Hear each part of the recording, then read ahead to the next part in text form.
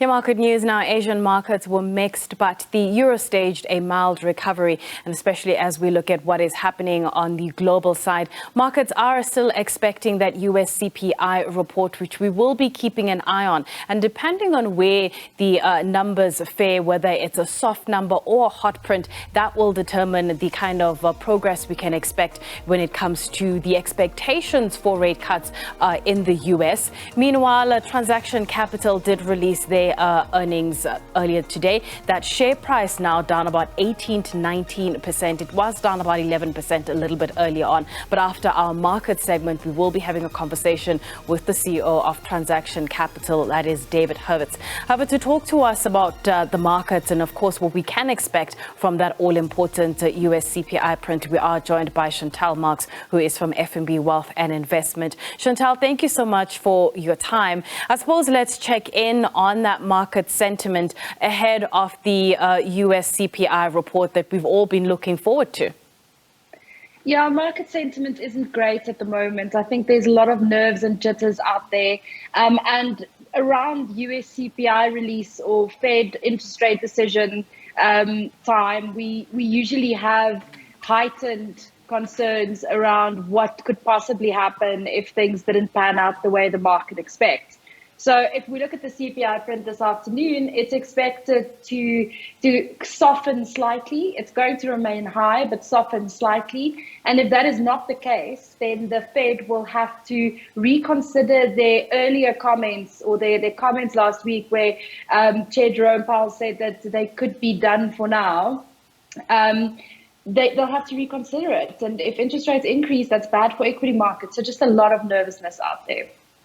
In terms of nervousness, I suppose some of the local investors may have found their way around it. But Transaction Capital, we knew that it was going to be bad because we saw the share price reaction a few weeks ago. However, the numbers are out and the share price has gone down even further. When you look at the company, earnings, what stood out for you?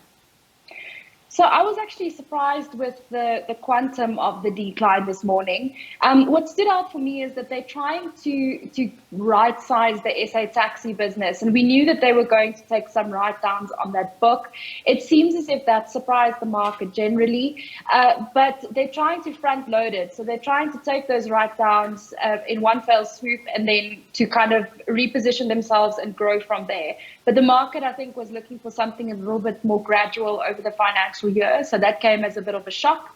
And We Buy Cars was actually quite weak. And we become very used to extremely strong growth coming through from We Buy Cars. And I think the combination of SA Taxi, the write-downs there, and weakness in We Buy Cars, which is kind of its crown jewel, that combination, I think, is what's leading to this crisis of confidence in Transaction Capital. And then everything related to the profit warning, share selling, even though the explanation was above board, has just kind of resulted in the market losing a bit of confidence, I think, in the team over there as well.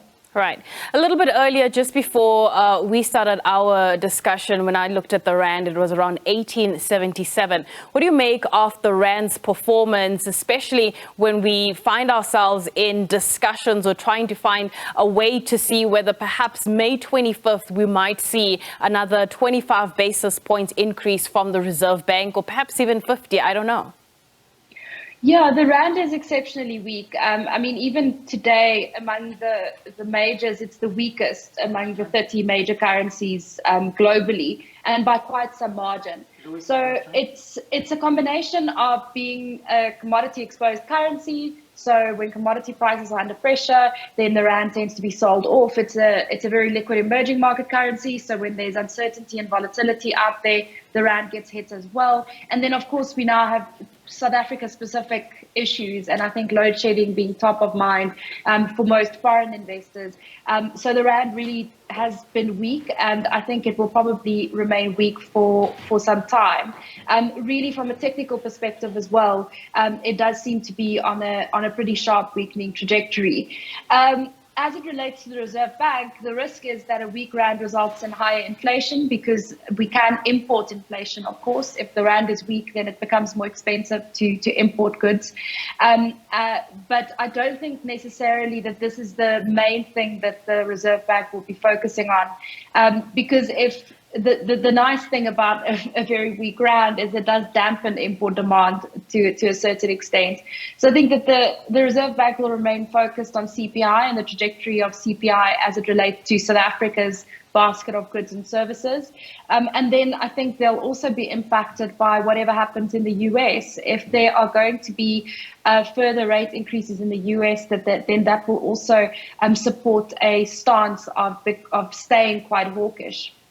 So what I've gathered from that answer is that it may be a bit too soon to be talking about rate cuts in South Africa as compared to the bets that we're making when it comes to the Fed. We're expecting cuts from September. Yeah, the market is expecting cuts from September, but the Fed is not expecting cuts from September. They're thinking that rates are going to stay high for some time. As it relates to South Africa, it's quite a tricky call when we look to the next interest rate decision.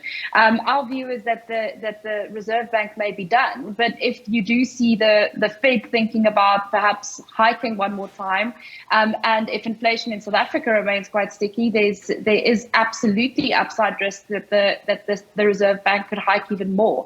The issue that they're now being faced with is that you're actually killing an economy which is extremely vulnerable to begin with. So that balance also needs to be taken into account. And there also some time needs to pass in order for the interest rate increases that have already taken place to really filter in to the real economy and to dampen demand. So, I don't think that we're going to have lots more interest rate increases in South Africa. I think a pause is probably something we can anticipate at the next meeting or the meeting after that. And in terms of cuts, I reckon it's going to be a function of what inflation does and what this economy does.